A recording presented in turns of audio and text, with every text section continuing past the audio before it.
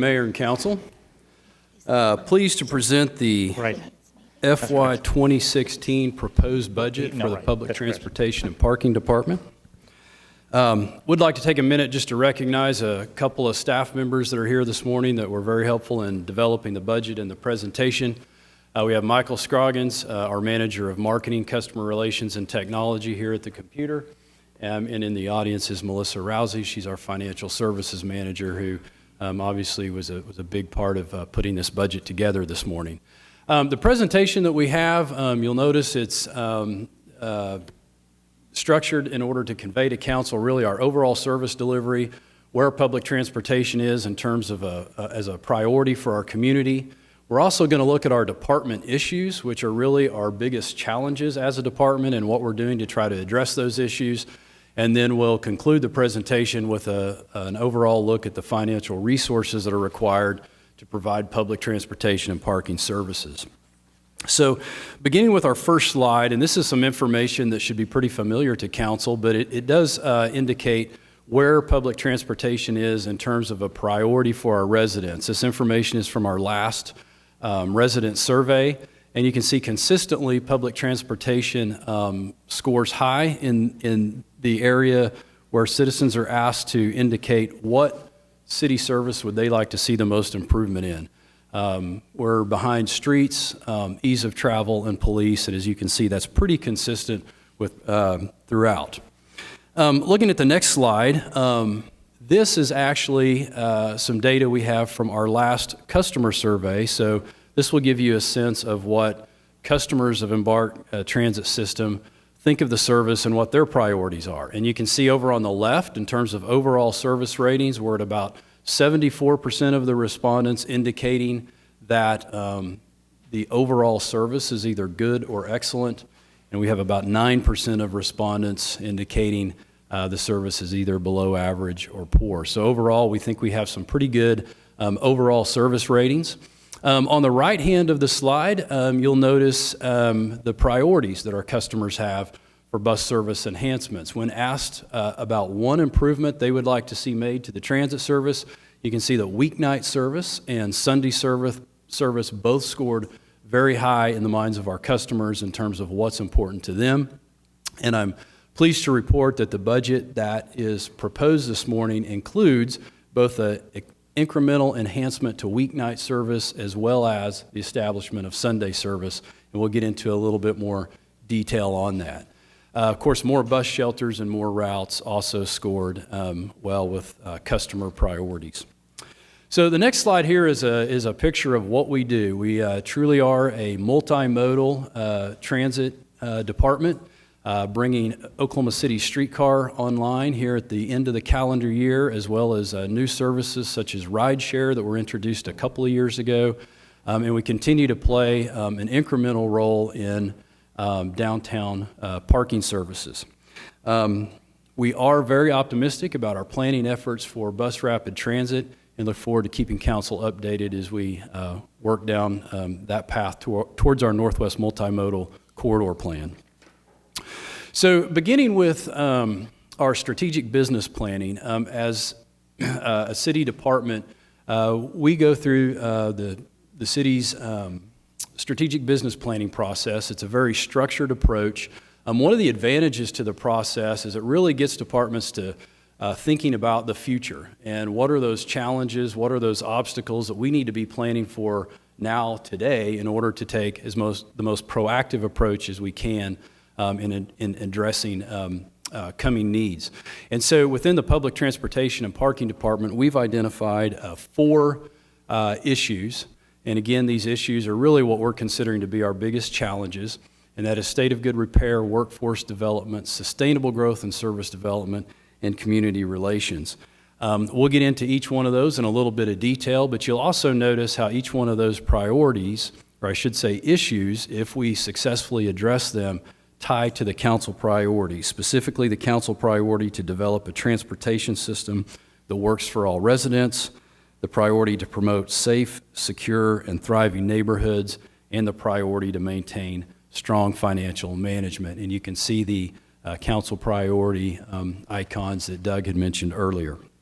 So our first issue is really our issue of state of good repair, and I won't go through all of the narrative here on the slide, but basically the way we structure these issues is we try to identify the trend. What is occurring? What are we seeing as a department in the marketplace with our customer base, with internal and external factors? And then what do we anticipate happening if we don't successfully address that trend? And so as you can see by the information that's on the slide, addressing these issues is just important to what we do on a day-to-day basis, and it's important to what we address in our long-term planning efforts. So with state of good repair really is maintaining our fleet and our transit assets as well as our parking structures as it says in a state of good repair. And in this particular priority, we typically talk about the condition of our fixed route bus fleet. And you know, it's really only 2 years ago we were looking at the fixed route bus fleet, and we had 30% of our fleet that was past useful life. We were providing service with a really aged fleet. As you know, that impacts reliability, that impacts maintenance costs. And so I'm pleased to report that today we have no buses in our fixed route bus fleet that are past their useful life. They are all current. We don't have planned replacements until 2021. So we're really in good shape in terms of our fixed route bus fleet. Hopefully you've been able to see some of those 2016 and 2017 models on the street providing service. And then I'll also mention that as we've replaced those buses, we've kept with the COTPA Board of Trustees directive to transition to alternative fuels. So we have a newer fleet, and we now have 36% of our fleet that is powered by alternative fuels, primarily CNG. And then again, looking ahead, looking into the future, our next bus replacement will be around 2021, and that's where we'll have 15 2009 model buses that we'll need to replace. And again, I'm pleased to report we do have a funding plan for that replacement thanks to the voter-approved 2017 GO bond transit proposition. As you recall, it passed with around 60% approval, and obviously we're thankful and appreciative of council and their leadership in including that transit proposition and part of the bond program, because it really has set us up in good shape for fleet replacement in the coming years. On the next slide here is a couple of projects we have on the parking side of our operations. We have two projects that we're managing now. One is just about to wrap up. This is the Century Center roof replacement. The helicline section of the garage, basically the spiral ramp used to access the different parking decks. The roofs on both of those heliclines were in bad shape, needed full replacement. If you look at the top left, you can see kind of the underside of some of that new roof decking. And then on the bottom left, you can see an aerial view of that new roofing material installed over the Century Center roof there. On the right, this is our Sheridan Walker parking garage improvement project. And with these projects on the Sheridan Walker garage, you'll be able to notice them from the inside and from the outside. And so the types of things that we're doing to that garage is we're repainting most of the painted surfaces. We are remodeling the elevator cabs. We're restriping the garage. We're replacing all of the high-pressure sodium lights with LED lighting. We're installing some canopies on the outside of the garage. So I think you're really going to be pleased with that project when it's complete. Got a couple of photos here just to show you kind of where we're at in terms of the parking deck. In the top right, this is one of the completed parking decks. You'll notice the newly painted surfaces, the striping, and the LED lighting. Same thing with the photo of the stairwell, new paint, lighting. What it really does is it really creates, with that LED lighting and the fresh paint, it really creates a better feeling of safety, kind of a better feeling of openness and cleanliness, and we're optimistic about how the project is going to turn out when it's completed in the summer. Jason, can you help me with what the timeline is for the exterior changes? Because that's something I've been really concerned about. Yeah, the project should be wrapped up around midsummer, and that's where you'll see, for the exterior in particular, that's where you'll see the canopies on both the north and south elevator towers, kind of those corners. You'll notice we opened up the south elevator tower there with an additional glass partition. And one of the other things that we're doing is we're installing a rather large lighted public parking sign. And really, that's to help our downtown parkers. We're surprised by how often people don't realize that the parking garages that are available, they can park in, right? If they're not used to coming downtown, they're not sure about parking in a garage, we want to make sure they know we have plenty of public parking. So, midsummer. Thank you. All right, looking at our next department issue, this is the issue of workforce development. Workforce development is challenging in many organizations, specifically attracting and retaining employees. I think, Eric mentioned it in his presentation. We see that on the transit side too, and that's just recruiting folks for the open positions that we have. It's particularly difficult in the bus operator category because of the different shifts that bus operators work and some of the demands that are placed on their schedule. We recently worked with the Transportation Safety Institute and hosted a course for transit trainers. And so we had several of our staff attend that. We also had some people in from California, Nevada, Texas, Missouri, Louisiana. And that was kind of the common theme, was just the difficulty in recruiting and retaining bus operators. So with that challenge of recruiting individuals to our workforce, we definitely want to make sure once we have recruited them that we retain them. And so how are we doing that? Throughout this last year, we conducted 5 different employee focus groups just to understand what our employees liked and appreciated about their job, what are some challenges that they're having. And primarily, we wanted to get their feedback on our core values. As a management team, we've developed a set of core values. On a preliminary basis, we wanted to make sure they resonated with our frontline staff and that any suggestions our frontline staff had for our core values, those were incorporated into them as well. So the focus groups were one thing we did. We've also expanded the way we recruit. We've been attending some job fairs.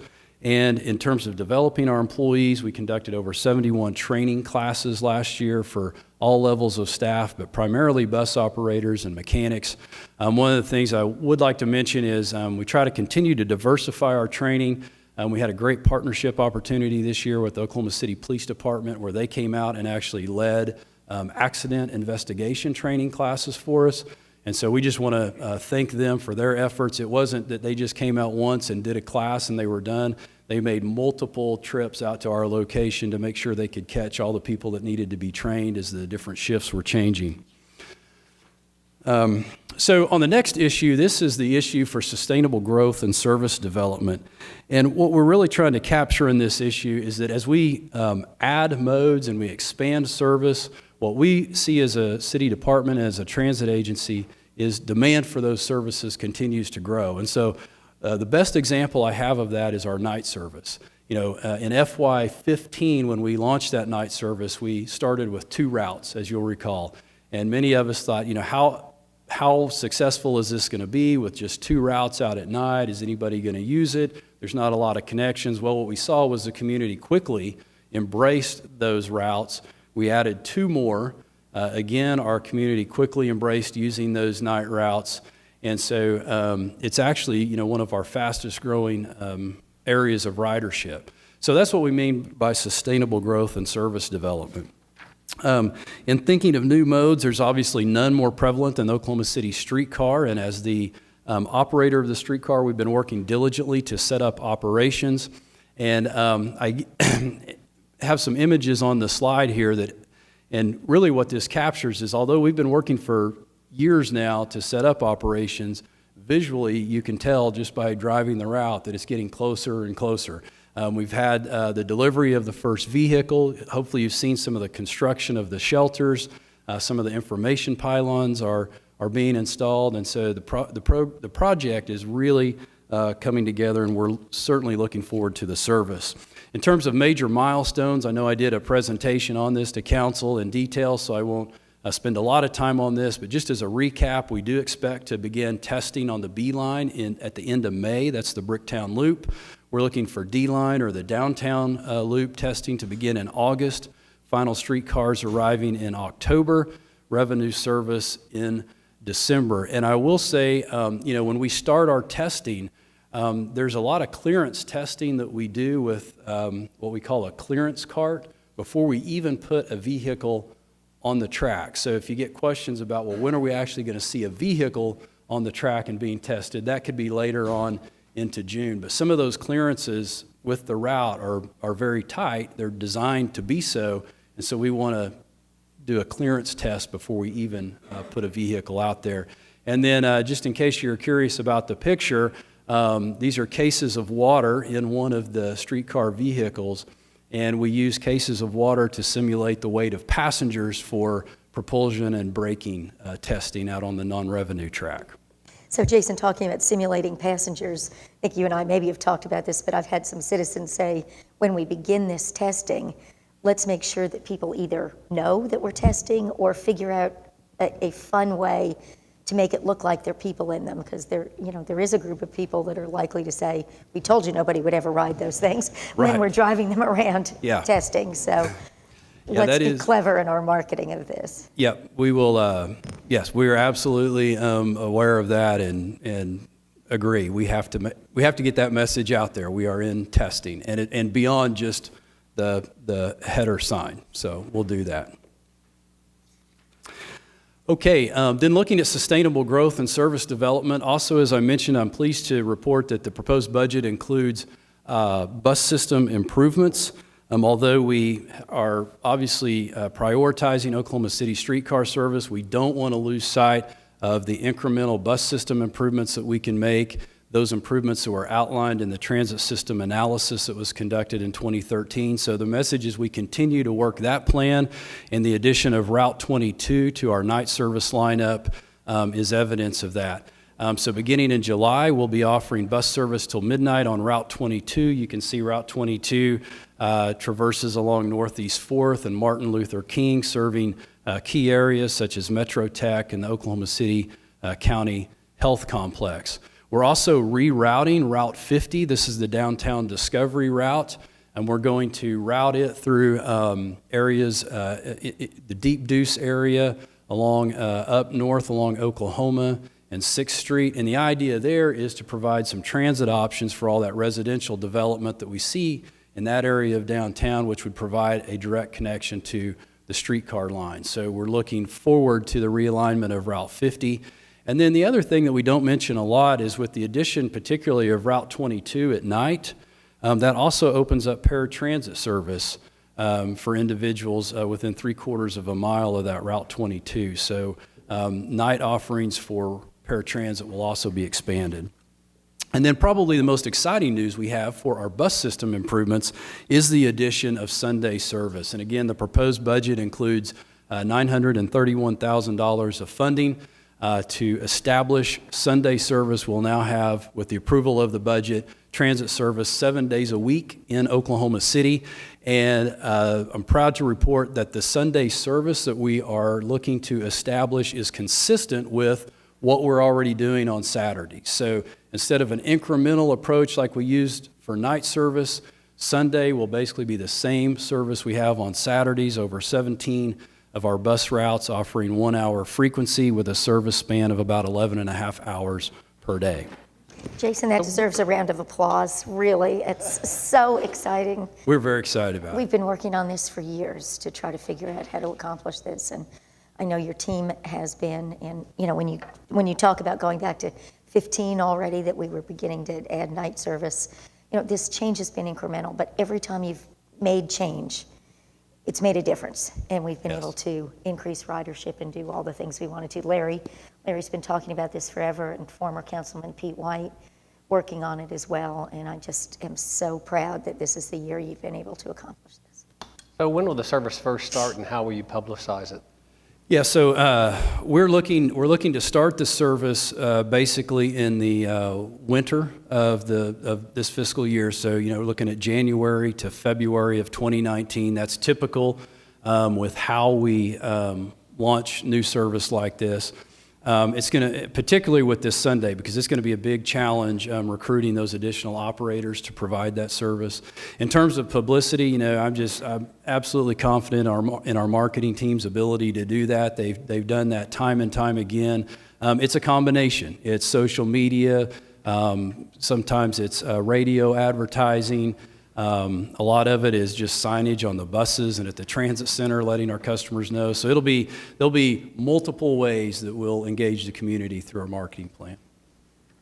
I'll just echo what Councilwoman Salyer said. You know, one thing I've noticed in the kind of 10 years between my two times here, my two stints here at City Hall, was the greatly expanded advocacy for bus service here in Oklahoma City, and that's clearly reflected as well on the council, and I know everybody's very, very excited about this. Congratulations. Thank you.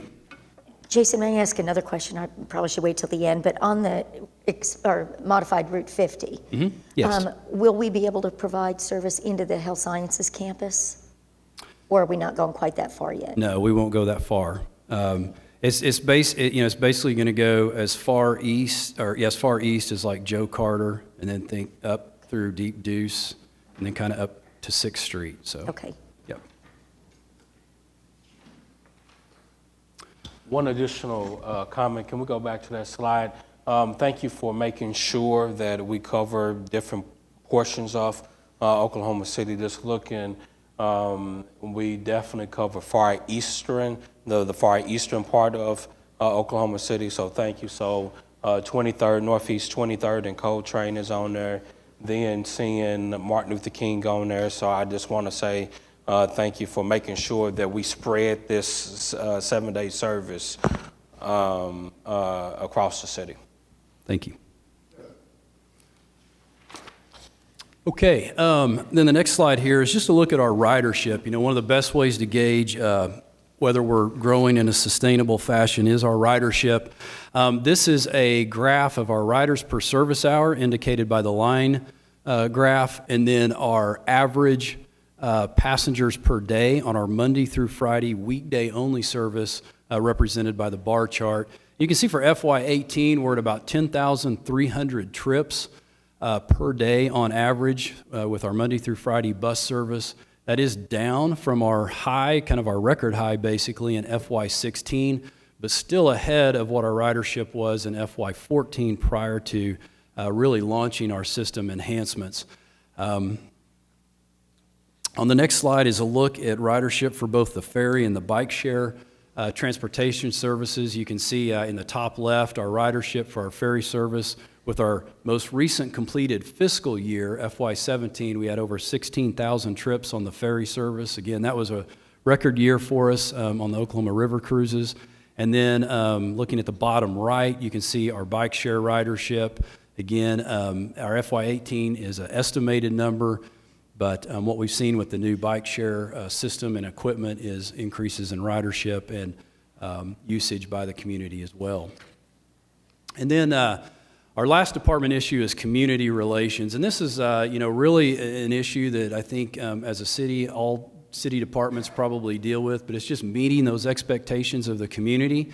So whether it's enhanced service, whether it's maintaining our facilities, or it's even just communicating with our community, there are increased community expectations, and so addressing community relations is paramount for us as a department. One of the things we try to do in terms of community relations is let the community know what it is that we're doing, why we're making decisions, really just trying to have that dialogue. And so here's some examples of some things that we did last year in the areas of public engagement. Over on the left, you can see a streetcar community luncheon that we attended. We were invited by a member of the media to just sit down at a restaurant along the Oklahoma City streetcar route, provide some answers to some questions that some various stakeholders had, and really just an educational opportunity. The middle picture is one of the focus groups that we held this year with the community as part of our fare study.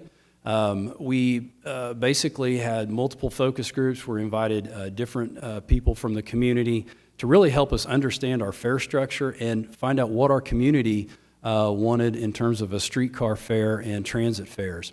And then on the and then on the right-hand side of the slide, this is a recent round of community meetings we just completed where the service changes I've mentioned, such as Route 22, the changes to Route 50, establishing the streetcar fare and the universal transit pass.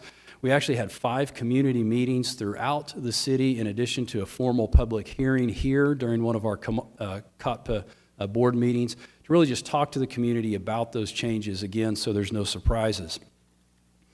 Also with public engagement, probably our most highly attended public engagement event was the Streetcar Vehicle Open House. You can see photos there. I know many of you attended that event. It was very, very exciting to see the community come out in those kinds of numbers, really just to look at the vehicles. So we can imagine what opening day will be like. I expect it to be much more than that, and we're looking forward to it. Bus shelter improvements, I know, is a priority to council. It's a priority to the COTPA Board of Trustees, and we continue to address improving our bus stops. It doesn't take long driving one of our bus routes to notice that there are many stop locations that need improvement. However, as I've reported in the past, we are pleased to let you know that we've basically at this point doubled the number of covered shelters that we have in our system. We have 77 of the new Brasco-style shelters that you see with the glass sides, the security lighting, the trash receptacles. In addition to that, we've identified 48 additional locations for covered shelters. 24 of those locations have all of the concrete work done, whether it be the concrete pad, the sidewalk extension, the curb cut, whatever's required to make them ADA accessible. That work is done. We have 24 other locations where that work is in progress, and then we're optimistic that by the end of this summer, we'll have the shelters installed at each of those 48 locations. We also have at least another 24 locations that we've identified once we get these 48 done. So we'll just continue to work through and add those shelters as we can. One thing, again, I want to mention is just the partnership with Public Works. They have been just a tremendous help for us on this project. In fact, they're able to leverage some GO bond funds to help with some of the concrete work. COTPA is able to purchase the shelter, and so obviously that makes the resources go a lot further. And their project management team managing the construction for us has just been extremely helpful. All right, so that wraps up our discussion of the issues and kind of what we're doing to try to address those issues. I would direct you to our budget. You can find it on pages C145 in the budget book. And what I'm going to spend just on the next 3 slides or so, this is our overall COTPA Trust budget that I'm going to share with you. So it varies a little bit from what you see in the budget book because that is the city portion of the budget. But when you look at the total budget required for parking and transit services, it's just over $43 million. You can see that the bus transit makes up the largest portion of that at just over $29 million. The parking budget, 20% of the overall at $8.7 million. The streetcar budget, which the budget does include the completion of phase 2 of streetcar operations as well as revenue service for the second half of the year, at 9% of the budget, or $4 million. Our Oklahoma River cruises represent 2% of the budget at just under $1 million, and then bike share at $223,000. So that's our expenditures. That's what's required to provide those services.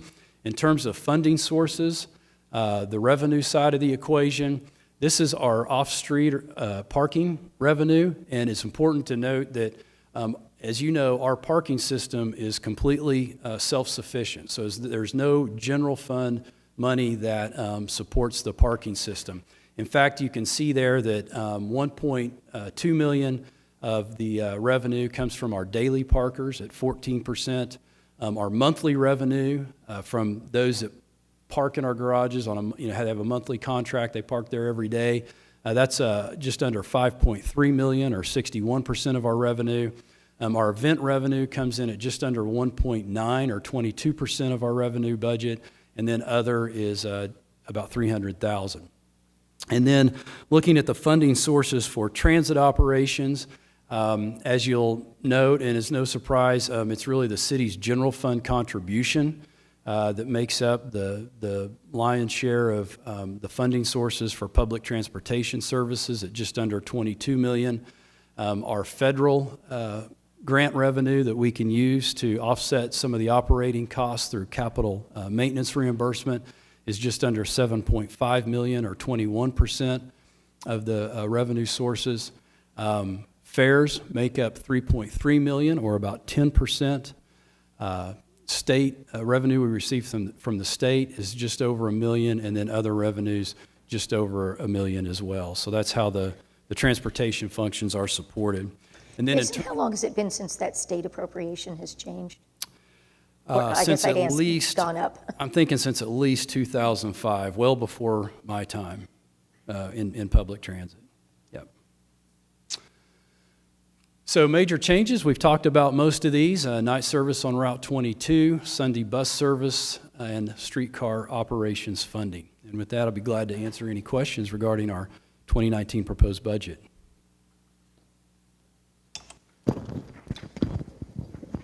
Michael, could you look at the internet and pull up EMBARK's bus route map page, the first one that shows all of the routes? Can you show that on the screen? If not, that's okay. I can still make a comment.